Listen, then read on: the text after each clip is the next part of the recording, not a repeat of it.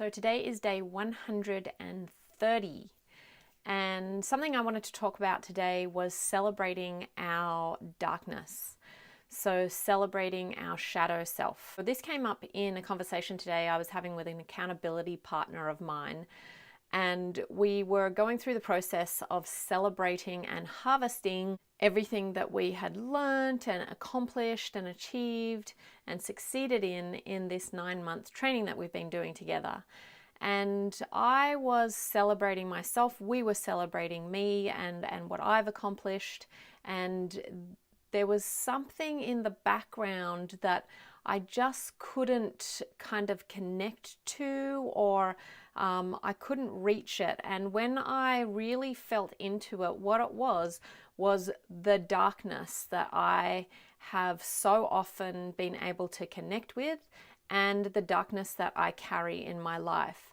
So we all have our shadow self. We all have the darkness in our life. We all go through stages in life when the darkness is really present with us and we're struggling with it, and we're in our pain and our sorrow, and however we are, dealing with our own darkness. And I've said this before in these videos that, often we can feel like it's taboo to be in our darkness, to be in our shadow. And people kind of are okay with supporting us for a little while in it, but then it's kind of like, okay, that's enough, snap out of it, get out of there. And it is something that can make people feel uncomfortable and like it's not really, the best topic. So being labeled like you're too negative, or you're depressed all the time, or why you're always concentrating on the darkness or the bad side, or that kind of thing, that kind of language. And what I was really feeling today was I was kind of looking back at these past 9 months and seeing everything that I've been through, and some of the times where I've been really dark, and even really recently when I felt really depressed. However, through that darkness and that depression, I have found so much wisdom and gratitude and insight and epiphanies and parts of myself I didn't even know exist that are worthy and beautiful and lovable. So the fact is that our darkness is the place where our diamonds dwell. So just like when they mine diamonds out of the darkness of the earth, they bring them out to shine in the light. And it's the same with us. Our darkness and those places that we need to go to in our darkest self, in our shadow self, we need to be able to explore them. We need to be able to rest there for a little while if that's necessary, without shame, without guilt, without it being taboo, without the need to suppress it. Because when we can't feel that being in that place is okay, what we tend to do is start to suppress it. What we start to do is basically try to get out of there as soon as possible. So we're feeling depressed, we're feeling sorrow, we're feeling sadness, we're feeling pain. And what we're trying to do is get out of that feeling as soon as possible and start feeling the goodness, the light, the better. And that's all fair and well, because of course we want to feel better. However, if we push away the darkness and we push away those intense feelings, and we don't allow ourselves to feel them, and we don't allow ourselves to rest there for a little while and really process what that pain and that sorrow is trying to tell us, then we're going to be suffocating it. And when we suppress anything, it's going to come back out in warped ways.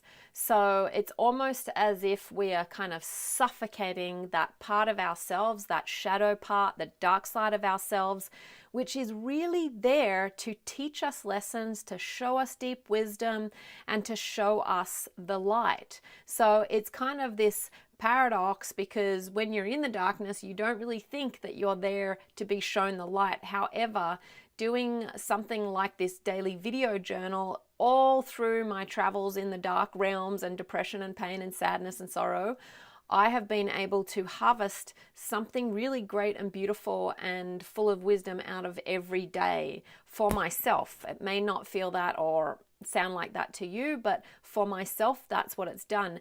And looking back on that today, I really felt like I really needed to celebrate my darkness, because out of these places where I have been in the depths of my darkest shadow, I have found so much wisdom, so much beauty, and so much insight and gratitude of how I can live my life in a more empowered way.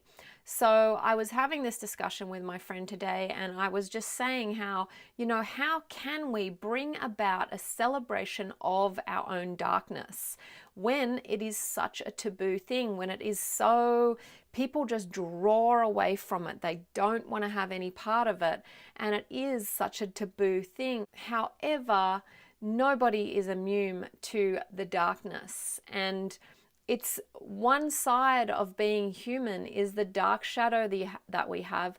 The other side is the lightness. And if we keep on trying to separate them and having this big gap in between them, there is a separation in ourselves that happens. There's two sides of ourselves that will never meet, and that creates a separation in our being, in our presence, in who we are. But if we can bring them together and realize that they are two sides of the same thing, and they're two halves and they need to be connected together, then we can live in a much healthier way. And when we are in our sorrow and our pain and our darkness, it won't feel as bad and as lonely and as hard, because we'll be able to accept that, and the world around us will be okay with it, and we will be able to rest there when we need to, and then rise up out of that into the light when the time is there, and when we have traversed those realms fully awake with all of us, instead of trying to suppress it, push it away, suffocate it, get away from it, and not experience it all because we don't want to have any part of it. However, it's important to have the real deep relationship with our darkness and our shadow, because it's the other side of who we are. And in that place, there's so much wisdom, there's so much goodness, and there's so much beauty that we can learn. So today, I want to celebrate my darkness. I want to celebrate all the pain and the sorrow and the hardship and the depression and everything that I've been through in any part of my life in the past. I want to celebrate that today and acknowledge all the wisdom, all the fruits that I have harvested out of those times and out of those places, all the light and the beauty and the gratitude that I have actually harvested out of my own darkness and my own shadow. So that is day 130, and today is for celebrating the darkness.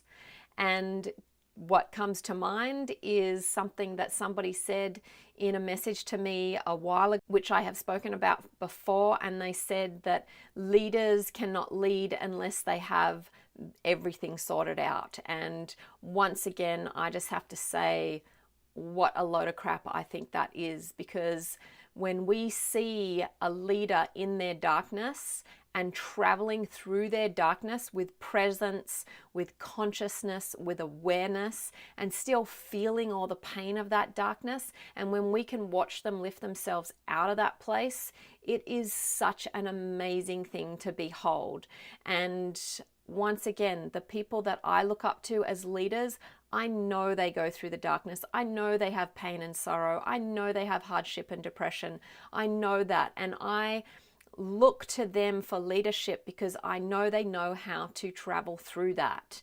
And that inspires me to travel through it and to be with it and acknowledge it and accept it and find the wisdom and the harvesting of the fruits out of that darkness. So I implore you to celebrate your darkness, to rest in your darkness when you need to, and to know that in that darkness, in that shadow self, there is so much wisdom and beauty, grace, and light to be brought forth from the very depths of your being. Celebrate your darkness, because it is here to teach you wisdom and to give you so much. That's day 130.